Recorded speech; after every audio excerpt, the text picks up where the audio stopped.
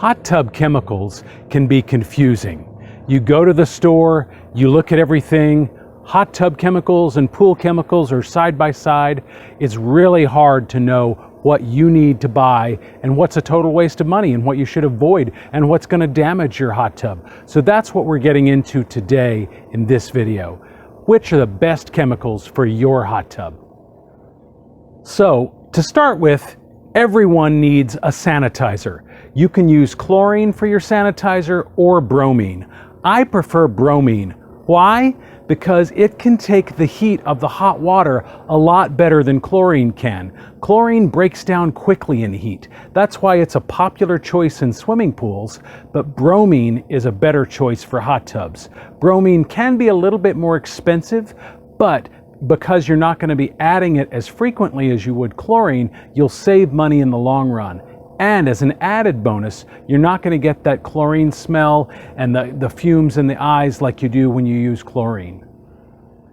Next, after the sanitizer, you need shock. Sometimes this is called an oxidizer. And what this does is it reactivates the chlorine or the bromine that you used to sanitize your tub. After a while, the chlorines convert into something called chloramines, and the bromines convert into something called bromamines. And when that happens, they cease to be very effective at keeping your hot tub water clean. So adding shock, maybe about once a week, reactivates the sanitizer and brings new life to it. That doesn't mean you never have to add new sanitizer. I add sanitizer a few times throughout the week. But the problem is when you have chloramines in your water or bromamines and you dip a test strip in, it's going to think it still has a decent amount of sanitizer in there when really it doesn't. So that's why you add the shock, is to reactivate it and make sure that when you do the test strip that it's giving you an accurate reading and that you're staying safe. Now, when it comes to hot tub shock, and again, that's also referred to as oxidizer sometimes, you've got two choices. You can go with a chlorine shock or a non-chlorine shock. And it's totally okay to use a chlorine shock with bromine as your sanitizer. However, I want to caution you that I prefer chlorine shock with bromine as my sanitizer. The non-chlorine shock, in my opinion, just doesn't do as good of a job of keeping that water perfectly clean. I think you're going to get clearer, cleaner water using a chlorine shock. We're going to go into which specific products I like best a little bit later in this video, but you do have the choice of a chlorine shock or a non-chlorine shock. So now that we've talked about the two biggies, shock and sanitizers, we have products that raise or lower both the pH and the alkalinity. pH and alkalinity can be very confusing. They are very similar and they're related, but they're also very different. So let me briefly explain that to you right now. pH measures the acidity of the water, whereas alkalinity measures the ability of the water to neutralize acid.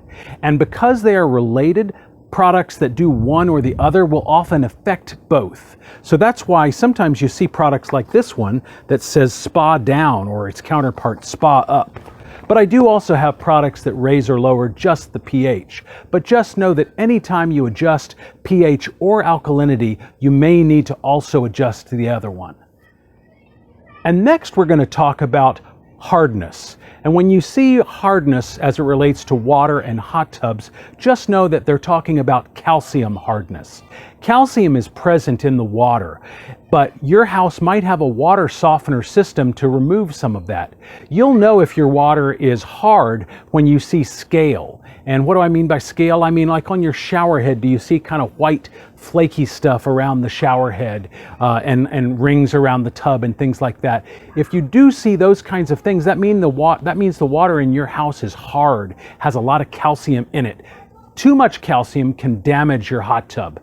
But the flip side, if you have a water softener in your house, and especially if it were to impact the garden hose water, which is typically what we use to fill up the hot tub, too soft water can actually corrode the pipes and the equipment. So you don't want water that's super soft or super hard. You kind of want it somewhere in the middle.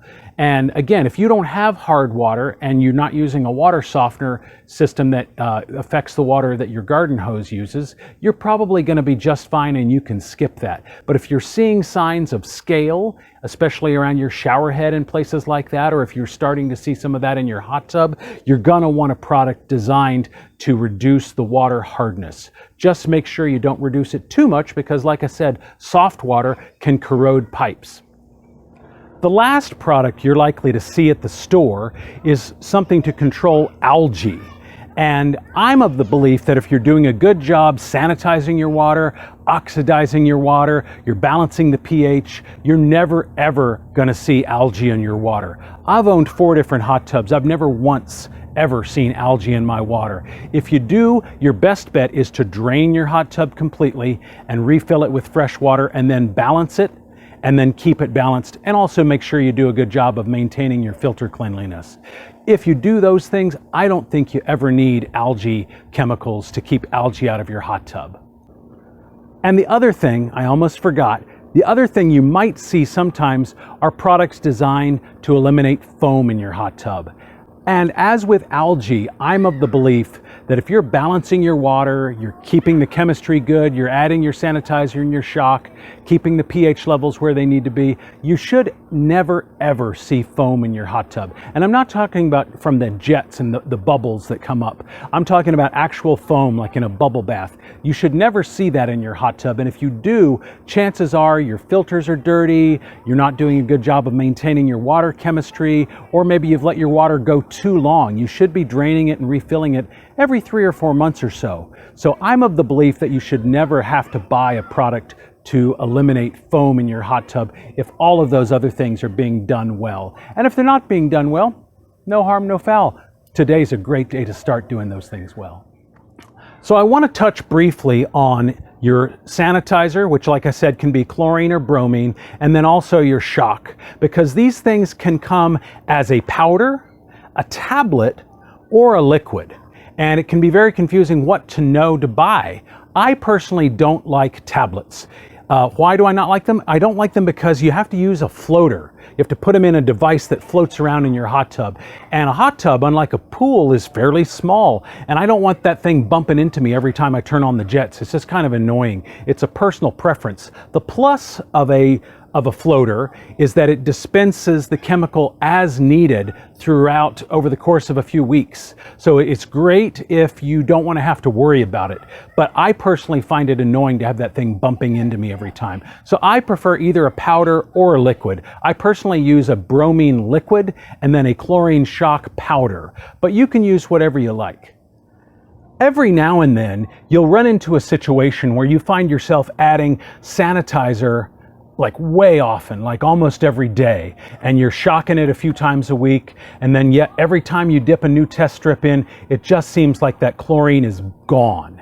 And when that happens, you probably have a problem called biofilm, and specifically you have biofilm buildup, and it's usually inside the plumbing of your hot tub. It's not something you're gonna see. It's in the pipes, it might be in the jets, could be in the heater assembly.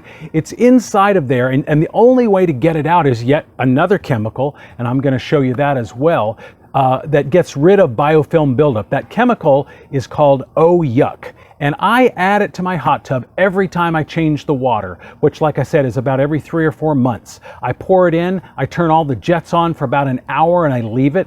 Then I drain my hot tub as normal, rinse it out, fill it back up again, and that gets rid of the biofilm. And when you don't have biofilm living in your plumbing, your sanitizer and your oxidizer are going to work a whole lot better and last a whole lot longer, which means you have to use less of those things and you'll save money. I've made a complete video on how to get rid of biofilm buildup in your hot tub, so I'm not going to go into all of the details in this video, but if you stay to the end of this video, you'll see a link to that other video. I'll also put it in the description down below. If you think you have a biofilm problem, you're going to want to watch that video. So now I'm going to show you my favorite chemicals. For my sanitizer Again, this is chlorine or bromine. I prefer bromine, as I mentioned, and I also use a liquid. I like this one from Leisure Time. It's called Reserve. You have to kind of look in the fine print to see that it's actually sodium bromide, which is bromine. But that's what I use for my sanitizer, and I probably add mine 3 or 4 times a week, depending upon how frequently we're using the hot tub. For my shock, as I mentioned, I like a chlorine shock. I specifically like this one from Spa Guard. It's called Enhanced Shock, and this kind of shock dissipates quickly in about 15 minutes. There are several different types of chlorine shock. I'm going to kind of bullet point them on the screen for you, and that way you don't hear my butchered pronunciation of the chemical terms. But I like this one because it dissipates quickly. It's a little bit safer to use. And it's a little bit lower of a chlorine amount, but it still does a great job of reactivating my sanitizer. Then, as I mentioned, there are things to raise or lower pH and alkalinity. I like to be able, as much as possible, to raise and lower those things independent of one another. And this one from Pool Time is pH up or pH down. Leisure Time, who again I like for my sanitizer, makes products called Spa Up or Spa Down. I'm going to link to all of these things on Amazon in the description down below. But Spa Up and Spa Down, as you can guess, affect both alkalinity and pH. So again, as I mentioned earlier, just know you may have to adjust one or the other when you adjust the other one. And then lastly, I mentioned if you have a water hardness problem, I like this product from Leisure Time called Defender. And this is specifically designed to reduce scale and lower the hardness of your water. And again, you just don't want it to be too soft because that can lead to corrosion. If you do have an algae problem, this product is okay from Oasis. But again, I don't think you need it. This product has actually been here since I bought this house, which came with the hot tub. I've never actually bought an algae product in my life. But if you need one, I would probably get that one. But again, if you're doing a great job of everything else in terms of hot tub maintenance, you're never going to need an algae product. One last ninja tip I want to give you is that I like to balance the chemicals in my hot tub every time I get out of the hot tub.